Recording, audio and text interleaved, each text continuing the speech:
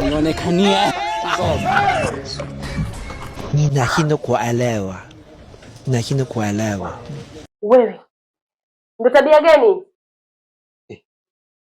Madam, si nikaribisho kaniambia kwamba nijisikie kama niko nyumbani.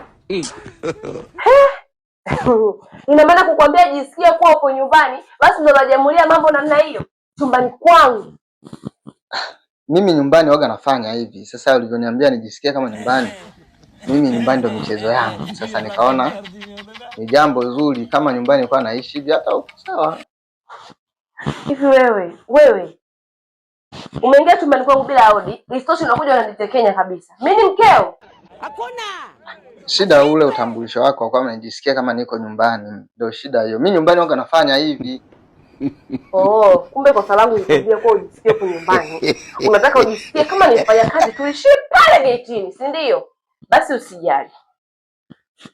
Toka nje nenda kafanya kazi zako. Nilikuwa nataka nilale kidogo.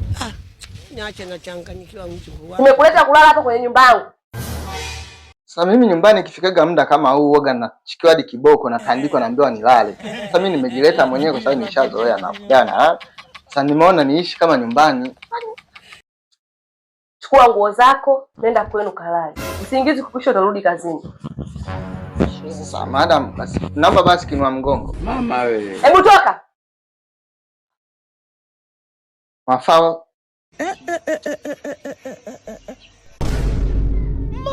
Don't lie. Ninashindwa kuelewa. Ninashindwa kuelewa. Mungu, nionekanie. Adam.